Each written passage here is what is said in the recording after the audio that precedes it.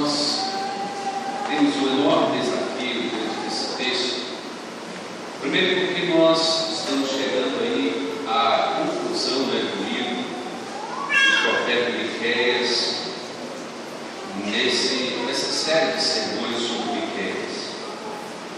Segundo, o tempo que nós levantamos aqui para pensarmos, viver com Deus e para com Deus, porque os dias são maus. Por várias vezes nós temos dito isso para a igreja, com base na palavra do próprio apóstolo Paulo, escrevendo em 2 Timóteo capítulo 3, texto usado aqui pelo nosso irmão Dionísio, na sexta-feira, na oração. Os últimos dias serão maus, os homens vão de mal a piores, serão avarentos, egoístas, desafeiçoados, mais amigos prazeres do que de Deus, e na verdade não querem nada com Deus. Viver para com Deus nos tempos de dias maus, nos tempos difíceis, isso implica que o justo deverá viver pela fé. Nós somos chamados por Miqueias, em todo esse capítulo, em todo esse livro, a de fato conseguir olhar para Cristo e conseguir de fato entender o que é que Paulo diz quando o justo viverá por fé, o que é que o profeta Abacuque está dizendo quando o justo viverá por fé, quando o autor de Hebreus diz que o justo viverá pela fé, e ele então descreve a relação dos heróis da fé, porque nós viveremos pela fé, e nada mais é importante, ou nada mais nos mantém vivos do que viver com Deus e para Deus. Eu tenho dito em alguns lugares, irmãos, que um dos grandes problemas é que nós queremos ser cristãos sem ter Deus. Nós queremos ser cristãos sem ter a palavra de Deus. Nós queremos ser cristãos com a nossa própria estrutura, o nosso próprio padrão de cristianismo. Nós não queremos voltar para as Escrituras e entender. Porque quando a Bíblia fala de viver pela fé, ou de viver por fé, isso não é um chute no escuro. Isso não é jogar numa mega sina. Isso não é fazer uma aposta em qualquer coisa que seja. Mas viver pela fé, conforme a Bíblia nos ensina, é de fato viver com convicções. É de fato você ter um objeto de fé fundamentado, alicerçado, cheio de esperança, cheio de certezas, cheio de convicções, de coisas que são inabaláveis, de coisas que são indestrutíveis. O objeto da sua fé precisa ser a sua única esperança. O objeto da sua fé precisa ser a única razão da sua existência. A fé não precisa ser muito mais do que emocional, ou simplesmente um sentimento ou um assentimento que as pessoas têm. A fé precisa ser algo completamente racional. Alguém que olha para um objeto, para um ser, para uma pessoa, e encontra nesse ser, encontra nessa pessoa todo o fundamento, todo o alicerce, toda a esperança, para que ele se torne inabalável, para que ele possa passar por qualquer tipo de tribulação, de provação, de perseguição, os problemas. Acima de tudo isso, ele olha para esse objeto da sua fé, ele vive unicamente fundamentado e alicerçado nele. As circunstâncias continuam, os problemas continuam, as perseguições continuam, as tribulações continuam, os problemas existem, eles são reais, as enfermidades chegam à nossa casa, a morte chega à nossa casa, ela não pede permissão, ela entra, ela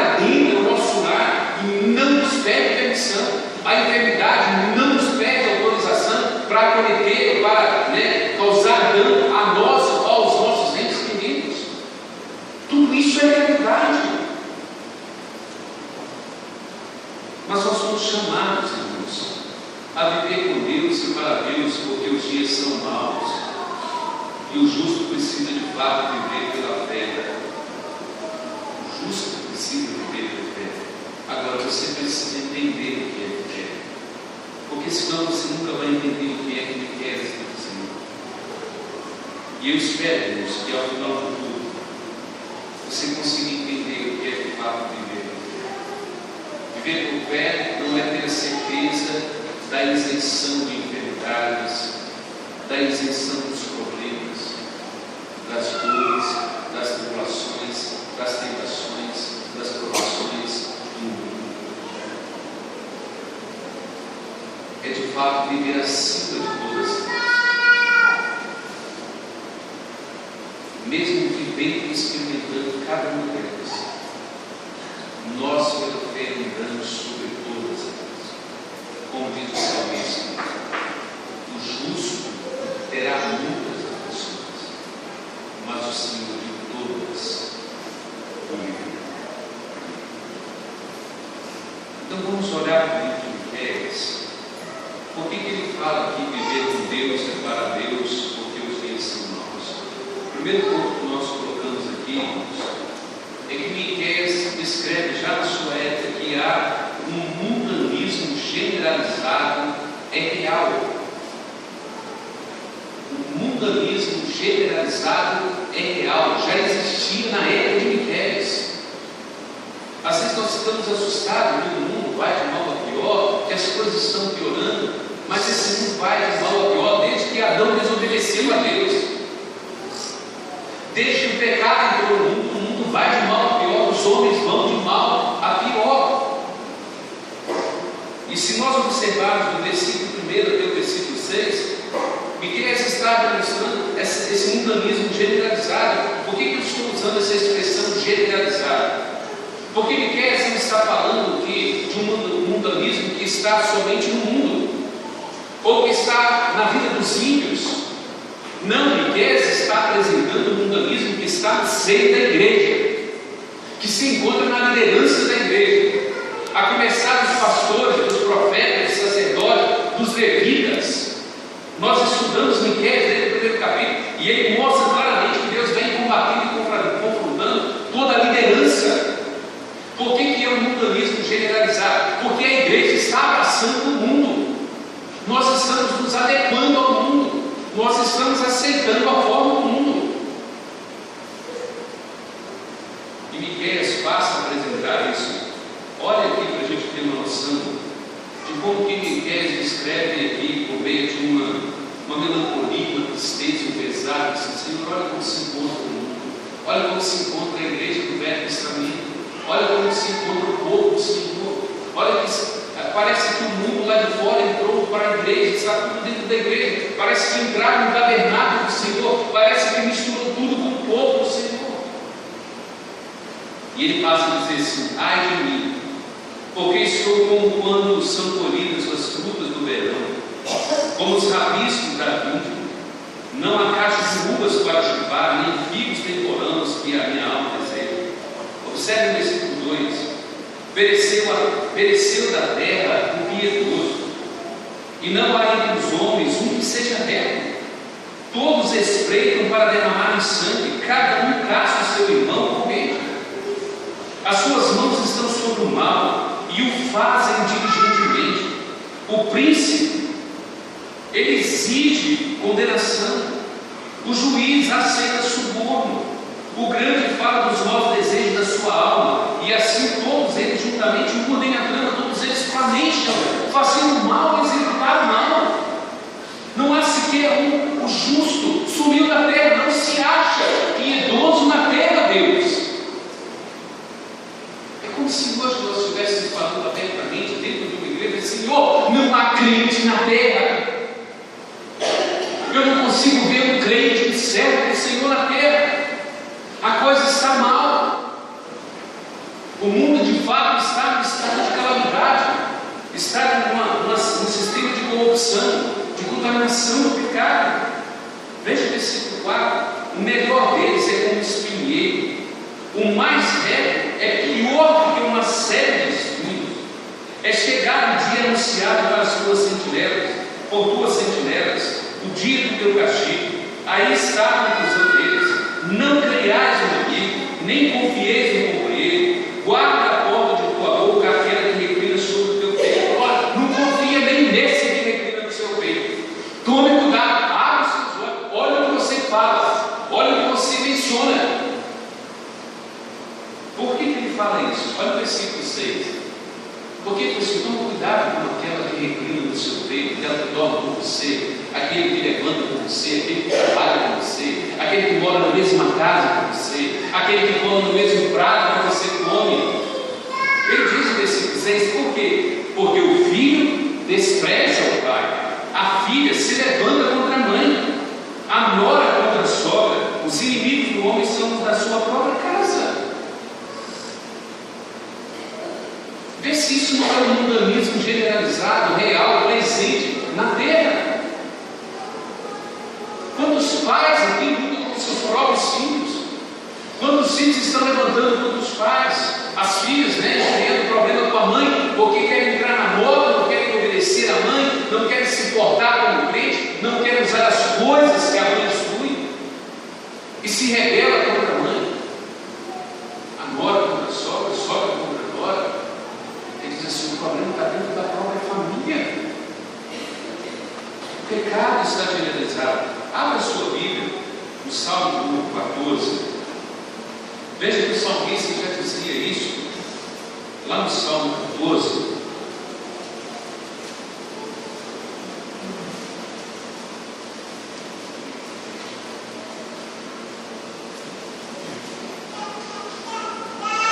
O salmista diz assim: diz o insensato no seu coração: não há Deus. Corrompe-se e pratica abominação. Já não há quem faça o bem. Do céu olha o Senhor para os filhos dos homens, para ver se há quem entenda, se há quem busque a Deus. Todos se extraviaram e juntamente se corromperam. Não há quem faça o bem, não há nenhum sequer. Acaso não entendem todos os obreiros da iniquidade, que devoram o meu povo como quem come pão e que não invocam o Senhor? Será que eles não entendem o que estão fazendo? Tomar-se-ão de grande favor, porque Deus está com a linhagem dos justos. Meteis a ridículo o conselho dos humildes, mas o Senhor é o seu refúgio. Tomara de Sião viesse já a salvação de Israel, quando o Senhor restaurar a sorte do seu povo. Então exultará Jacó e Israel se alegrará. Então, quando Paulo escreve 2 Timóteo capítulo 3, ele está dizendo isso. Quando ele pega Romanos capítulo 3, pega Romanos capítulo 3, a partir do versículo 9, é a descrição do Salmo 14. Não há justo, não há sequer um, não há quem faça o bem, não há quem busque a Deus. A garganta deles é como um sepulcro aberto, as mãos são velozes, os pés são velozes para derramarem sangue, para cometerem iniquidade, para cometerem todo mal. Então é isso que me quer dizer. Me quer dizer assim: a corrupção moral de Israel, ela é generalizada. Isso não está só no mundo, Deus. A mentira não está só no mundo, a corrupção não está só no mundo. Irmãos, isso é mais pura verdade nos nossos dias hoje. Quantos evangélicos nos envergonham? Quantas pessoas chamadas crentes que envergonham a igreja em nome do Senhor Jesus Cristo? Porque o mundanismo já está generalizado. Nós precisamos encontrar homens que Deus tem separado para Ele. Nós precisamos começar a orar: Senhor, envia para a nossa igreja homens que o Senhor separou. Manda para a nossa igreja homens que o Senhor separou pela tua graça, homens santos, homens comprometidos com o Senhor. Eu falei na sala hoje para Elias, hoje pela manhã, quando Elias estava dizendo assim: Senhor, eu estou sozinho na tua obra. E Deus diz assim: não, Elias, não. Há 7 homens que não se dobraram diante de Baal. Eu os preservei em santidade, eu os preservei comprometidos comigo. E nós precisamos clamar a Deus para que levante esses homens no meio da igreja. Porque dentro da igreja, no meio da igreja, nós somos advertidos por Paulo. Paulo diz assim: é no meio da igreja, é no seio da igreja que levantarão os lobos vorazes.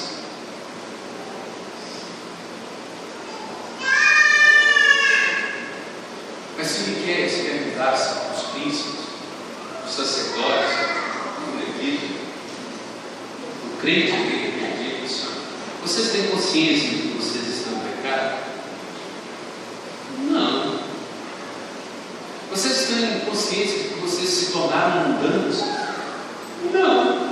Nós cultuamos, nós oferecemos sacrifício, nós levamos ofertas a Deus, nós cumprimos a lei. Lembra do profeta Isaías, primeiro capítulo? Vocês têm oferecido multidão de sacrifícios, de ofertas e de holocaustos a Deus. E ele diz assim: quem foi que pediu vocês para me oferecer isso? As vossas mãos estão contaminadas pela corrupção, pela mentira, pela inveja, pelo orgulho, pela difamação, pela calúnia, por tudo. Ele diz assim: eu estou a ponto de vomitar, eu estou enojado com o burro de vocês. E Miqueias ficou certo se ele perguntasse: esse povo diria, não, nós não somos assim. E como é difícil, vamos convencer pecador. Isso é o mesmo que convencer um alcoólatra de que ele é alcoólatra. É a mesma coisa que você tentar convencer alguém que é viciado no crack de que ele é viciado. Não, eu só uso quando eu quero. O problema é que ele quer o tempo todo. Ele não tem mais domínio de si. Olha o que diz o ímpio: não há Deus, não há quem nos julgue, não há quem nos condene. Nós podemos viver a vida como nós queremos. O nosso cristianismo é nosso, não é? O padrão do cristianismo é nós que estabelecemos.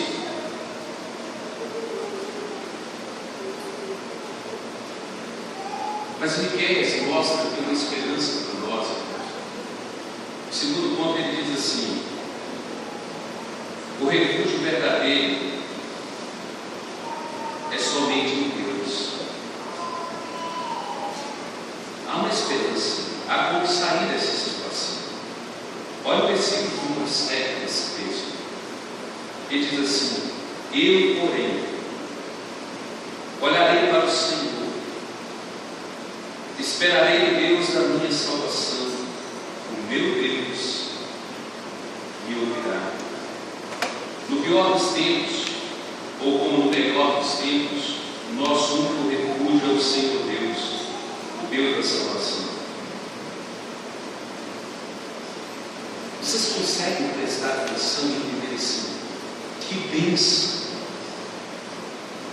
é poder olhar pela fé e conseguir entender se nós cremos em Deus. Nós cremos no Senhor Jesus Cristo. Há uma esperança para nós. Há uma convicção inabalável, indestrutível. Há uma certeza, há uma esperança que ninguém pode nos roubar. Quando nós olhamos para o mundo, quando nós olhamos para o mundanismo, quando nós olhamos para o mundanismo do mundo da igreja, e aí nós percebemos que parece que tudo é vão, que não há esperança. Mas quando nós olhamos para o objeto da nossa fé, quando nós olhamos para o Deus de Israel, o Deus da aliança, o Deus do pacto, Miqueias diz assim: eu, porém, olharei para o Senhor, o Iavé, o Deus do pacto. Eu esperarei no Elohim, o Deus que se comunica conosco, que se relaciona comigo, o Deus da minha salvação, aquele que traz a salvação até mim. Ele me ouvirá, ele me escutará, ele inclinará os seus ouvidos à minha oração, como diz o salmista no Salmo 112. Eu amo o Senhor porque ele inclina os seus ouvidos à minha oração. O Senhor está abrindo a pensão do justo. Há uma esperança. Vamos dar uma olhada nas Escrituras para nós entendermos isso. Salmo 46, versículos de 1 a 3, a gente vê claramente o salmista nos ensinando quem é de fato o nosso refúgio, quem é de fato a nossa fortaleza, quem é o nosso socorro bem presente na tribulação. Ainda que a água se tumultue, ainda que espumeje, ainda que o mar se revolte, ainda que estoure uma guerra, ainda que tudo esteja na contramão, Deus é o nosso refúgio. Ele não providenciará um refúgio para nós. Ele é o nosso próprio refúgio. Ele é a nossa própria fortaleza. Ele é o nosso socorro. Ele diz assim: eu, o meu ser, a minha pessoa,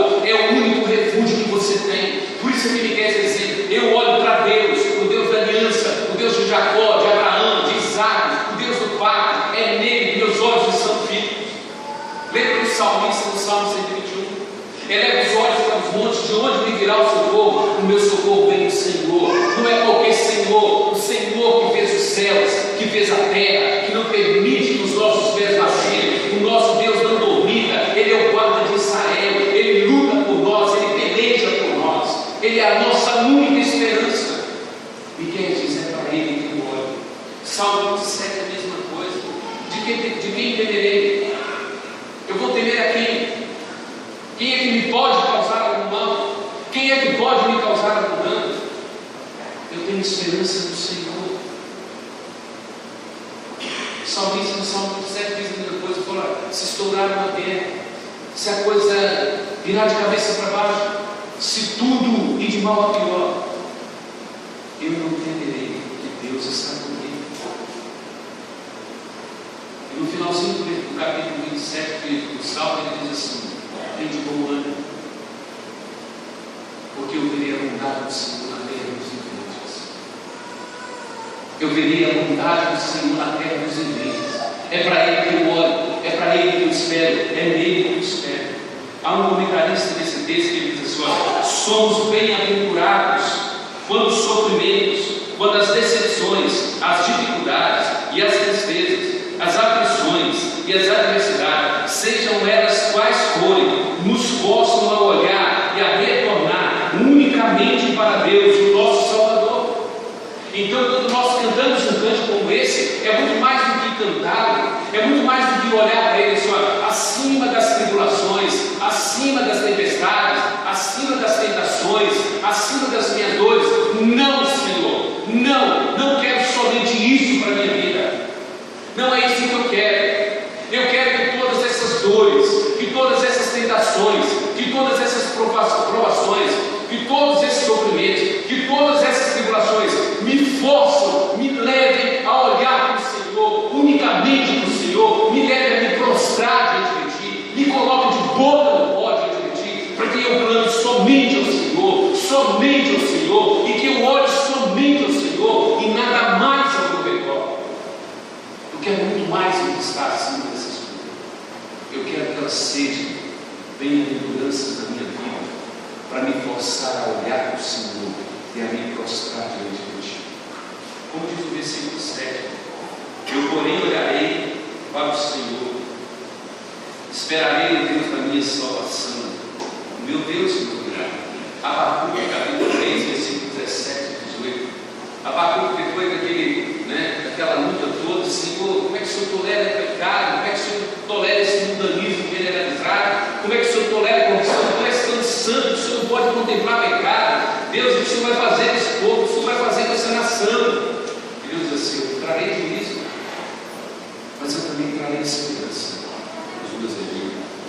E aí Abacuque diz assim: ainda que a videira ou que a figueira do teu Senhor, ainda que não haja gado nos currais, ainda que tudo esteja de mal a pior, Ele diz assim: todavia eu me alegro no Senhor, no Deus da minha salvação. É para Ele que eu olho, a minha esperança está nele. Ele é a minha esperança, Ele é a minha única solução, não há outra.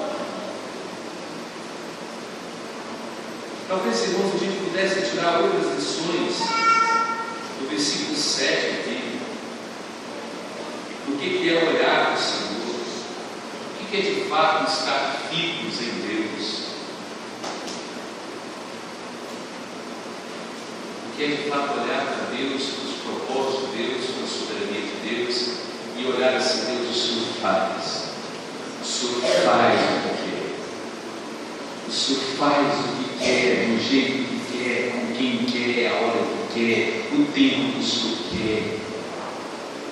E eu consigo olhar para o Senhor e ver que o Senhor é soberano. Mas que privilégio, que bênção, Deus, eu consegui olhar para o Senhor e ver isso. Lembro de Jó: os meus olhos te viram. Eu te conhecia só de falar ou só de ouvir, mas agora os meus olhos te veem, porque agora eu consigo contemplar claramente, com os olhos fechados, mas com os olhos da fé eu consigo contemplar. Nenhum dos teus planos, Deus, nenhum dos teus planos pode ser frustrado, Deus. Nada, tu és soberano, tu dás, tu Thomas, o Senhor está sobre todas as coisas. E aí a gente poderia gastar mais tempo pensando: o que é esperar em Deus? Esperarei em Deus na minha salvação. Mas eu posso esperar como Sadraque, eu posso esperar como Mesaque, como Abednego, como Daniel. Mas eu quero ver cada um de nós esperar esse Deus como Estevão, como João Batista, como Hudson Taylor, como John Hus. Eu quero esperar, me mate, mas as minhas mãos vão declarar a justiça pela fé. Eu espero no Senhor, e a cada pedrada esteja olhando para os céus e contemplando Jesus ao lado do Pai, o recebendo, e a palavra diz que ele foi adormecido, acolhido nos braços do Senhor. Esperar. Mas eu não tenho tempo para ficar aqui, irmãos, lutando nesse versículo 7, trazendo alguns desafios para nós. Vamos para um ponto terceiro ponto. Justiça verdadeira somente em Deus. Nós vivemos num mundo mau, nós vivemos num mundo corrompido, nós vivemos num mundo onde as pessoas se matam por qualquer coisa, por centavos, por passarinho, por cachorro, por trânsito, por qualquer coisa. Pai mata filho por causa de droga, filho mata pai por causa de droga. É assim que o mundo é. A justiça verdadeira é somente em Deus. No pior dos tempos, temos todas as razões para esperar que o nosso Deus nos defende e que Ele nos faz o bem conforme o seu propósito, conforme a sua própria vontade. Vamos ler o versículo 8 em diante. Ele diz assim: ó inimiga minha, não te alegres a meu respeito, ainda que eu tenha caído, levantar-me-ei. Se morar nas trevas, o Senhor será a minha luz. Sofrerei a ira do Senhor, porque pequei contra Ele. Olha a visão: eu vou sofrer porque eu pequei contra Deus. É certo que isso vai acontecer, até que julgue a minha causa e execute o meu direito, e Ele me tirará para a luz, e eu verei a sua justiça. A minha inimiga verá isso, e ela cobrirá a vergonha.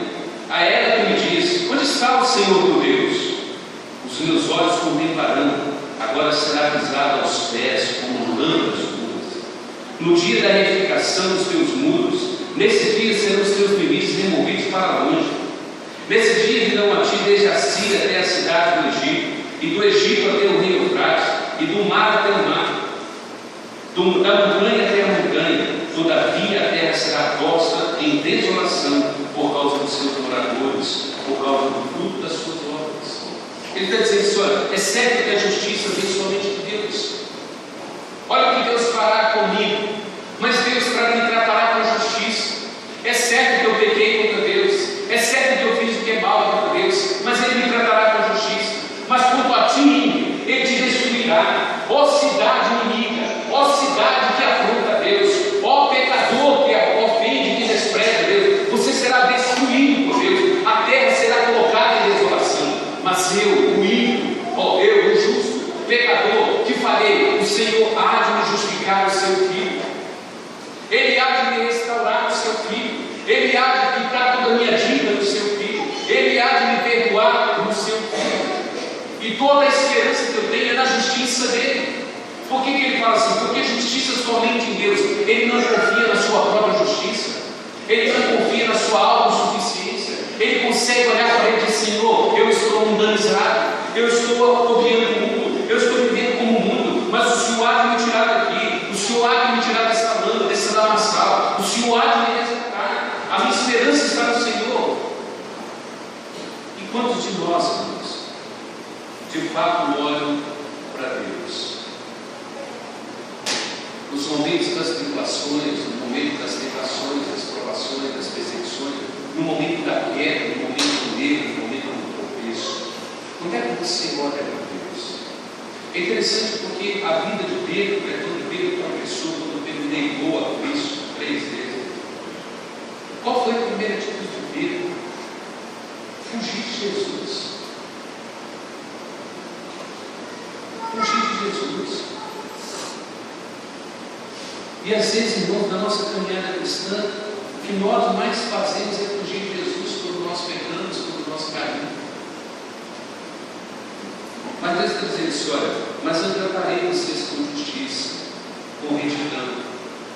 O que é ímpio eu vou destruir, o que é justo eu vou restaurar, o que é certo meu, o que é limpo meu eu vou restaurar, eu vou purificar, eu vou aplicar essa vida. E isso nós aprendemos, irmãos, conforme Paulo escreve em Romanos, capítulo 8, versículo 28. Ele diz que todas as coisas cooperam para o bem daqueles que amam a Deus. Quando nós olhamos para a vida de José do Egito, é muito mais fácil a gente entender o que é dito aqui. Porque quando a gente olha para a vida de José do Egito, fala assim: olha, quem era José do Egito?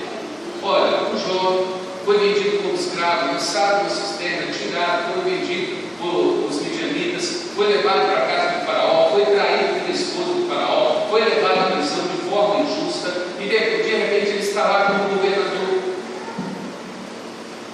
E passam as palavras de José: não foram vocês que fizeram isso comigo.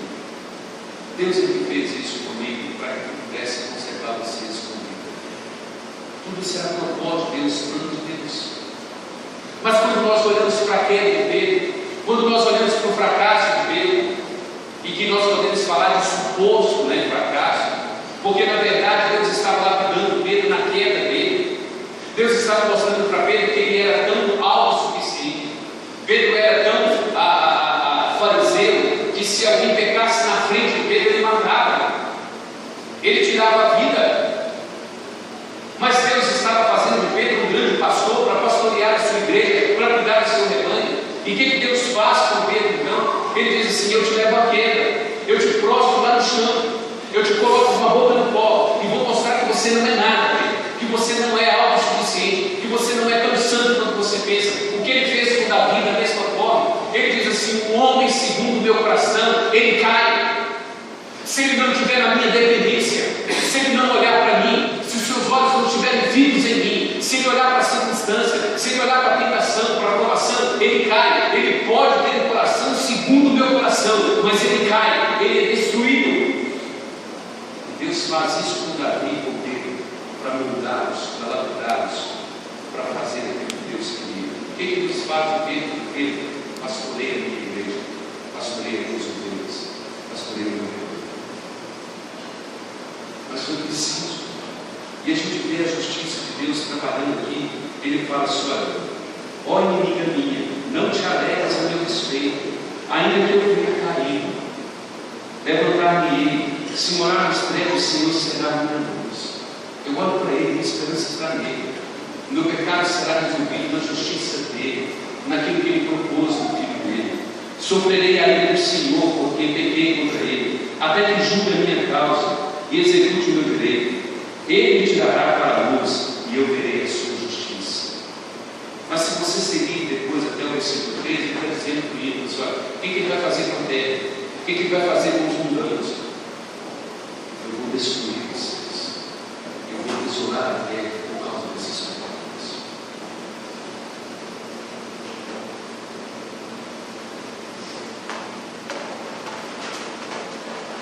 Um outro ponto para a gente passar isso. Deus opera maravilhas em dias maus. Lembra o dia Abacuque? Fiquei a viver no curral. E aí? Olha para Timóteo, vai para o mal. Olha para Romanos 13. Não há um justo sequer. Não há quem busque Deus. Mas nós não podemos nos esquecer quando me quer dizer assim: eu esperarei no Senhor, eu olharei no Senhor, eu esperarei no Deus da minha salvação. Veja o que ele passa a dizer a partir do versículo 14. As maravilhas que Deus opera. No pior dos tempos, nós devemos nos lembrar que o nosso Deus faz coisas maravilhosas por nós. Observe aqui: apacenta o teu povo com a tua vara, o rebanho da tua herança que mora sós no meio da terra fértil. Apacenta-se em vazante terrário como os dias de outrora. Eu lhe mostrarei maravilhas como os dias da tua saída da terra do Egito. As nações verão isso e se envergonharão de todo o seu poder. Porão a mão sobre a boca e os seus ouvidos ficarão surdos. Lamberão pó como serpentes, como répteis da terra. Tremendo sairão aos seus esconderijos e tremendo virão ao Senhor nosso Deus e terão medo de ti. Então ele diz: o Senhor levantará o pastor, o seu Filho Jesus Cristo, que pastoreará o seu rebanho com cetro de equidade. Quer dizer assim: Deus nunca deixará faltar um pastor na terra. É por isso que vamos ter que precisa de fato entender o papel do pastor de Deus. E quer dizer assim: Deus sempre proverá, Deus sempre providenciará o pastor para o seu rebanho. Como ele ensina em 1 Pedro, capítulo 5, pastorear o rebanho de Deus. Como ele diz a Paulo, capítulo 20 de Atos, pastorear o rebanho de Deus, a igreja de Deus, comprada pelo sangue precioso do seu Filho. E ele diz assim: pastoreia, porque eu vou fazer maravilha no meio de vós. Eu lhe mostrarei maravilhas como o dia da tua saída da terra do Egito. As nações verão isso e se envergonharão de todo o seu poder, porão a mão sobre a boca e os seus ouvidos ficarão surdos. Eles ficarão maravilhados. Eles olharão para a igreja do Senhor e vão perceber que Deus sempre cuida da sua igreja. Apesar desse mundanismo todo generalizado, o Senhor sempre preservará o seu povo, sempre tratará o seu povo com justiça, sempre manifestará maravilhas no meio do seu povo. O Senhor continua operando maravilhas no meio do povo e Ele continua salvando vidas, levantando homens inteiramente comprometidos com o Senhor. Abra sua Bíblia, Salmo 98, nós vamos ler do versículo 1 até o versículo 3.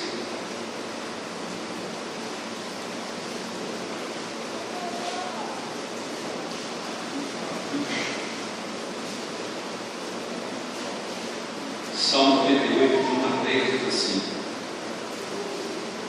cantai ao Senhor um cântico novo, porque Ele tem feito maravilhas. A sua destra e o seu braço santo lhe alcançaram a vitória.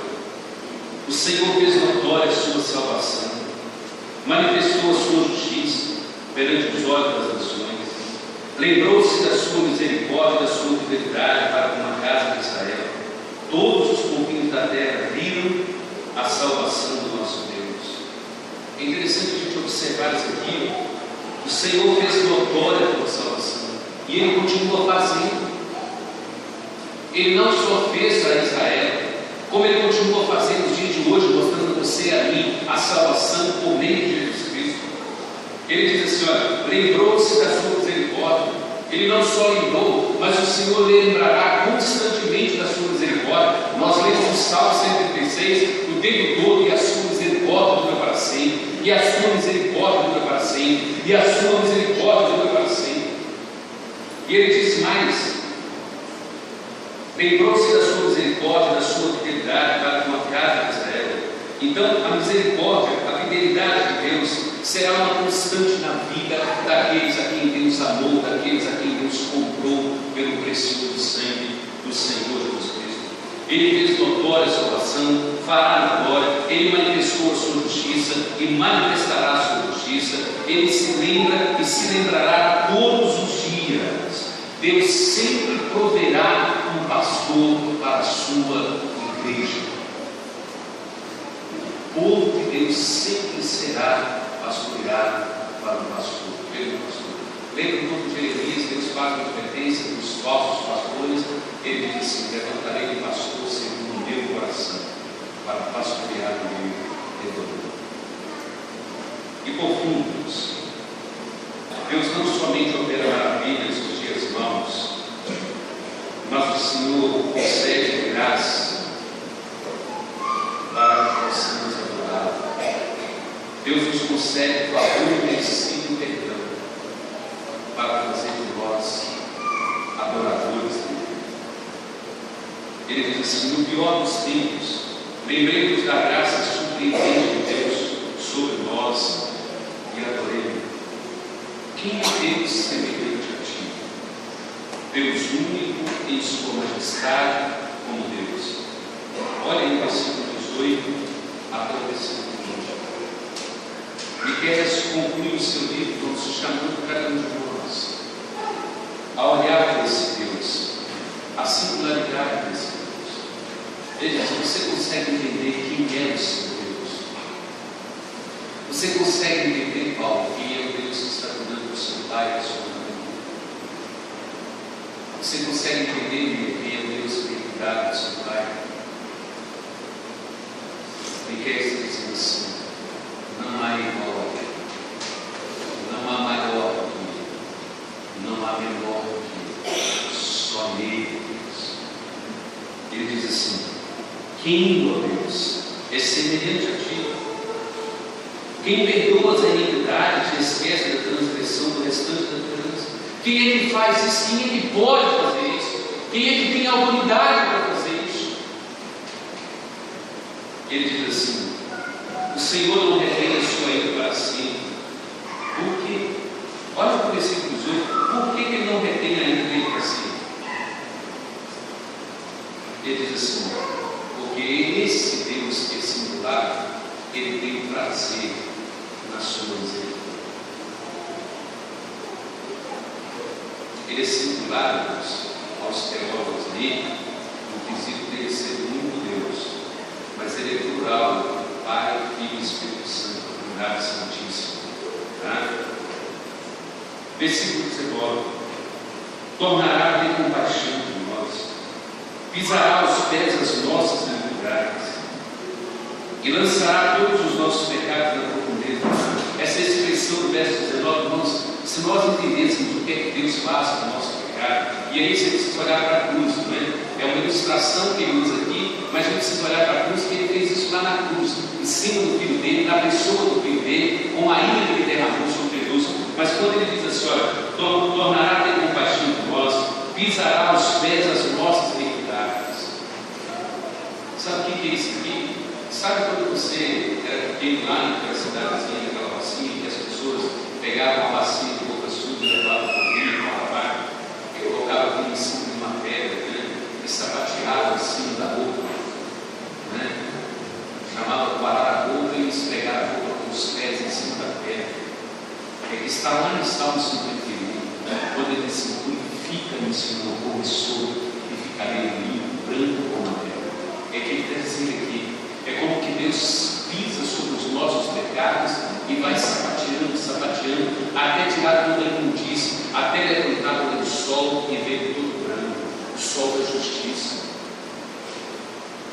Ele está dizendo: Deus fez isso por nós lá na cruz, quando ele pegou a ira dele, quando ele pegou a indignação dele, quando ele pegou a justiça dele, a santidade dele, e lançou sobre Jesus por causa do meu pecado, do seu pecado, por causa da minha iniquidade, da sua iniquidade, da nossa transgressão, e lançou tudo sobre ele. E ele vai dizer assim: pisará aos pés as nossas iniquidades e lançará os nossos pecados nas profundezas do mar.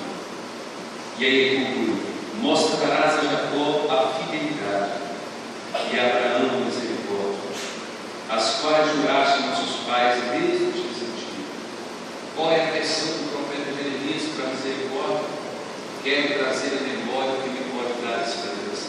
As misericórdias do Senhor são próprias, são secos, consumidas, porque as suas misericórdias, Deus, elas não têm fim.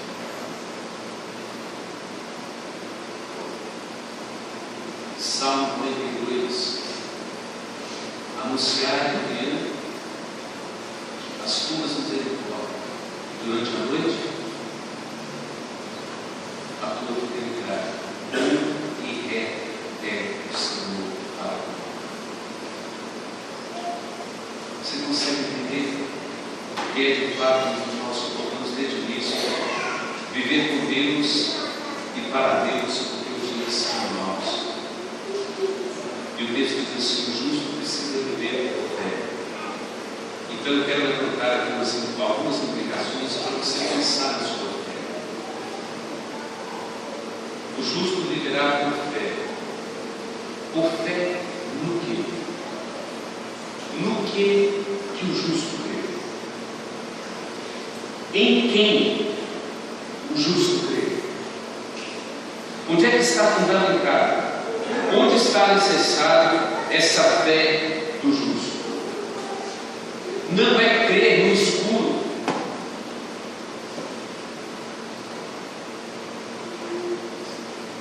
Onde é que está a sua fé? Quem é o objeto da sua fé?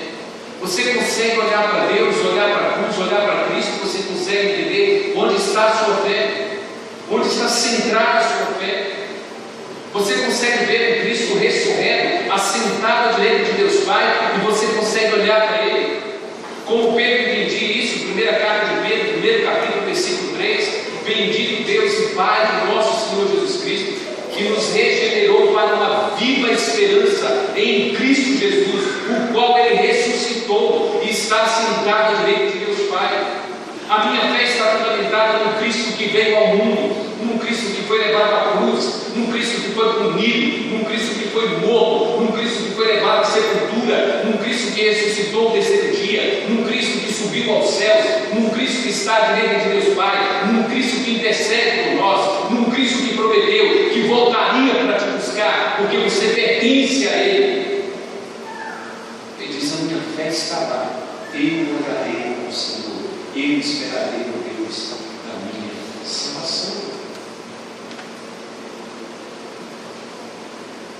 Você é justo, você vive por fé. Fé no quê? Fé em quê?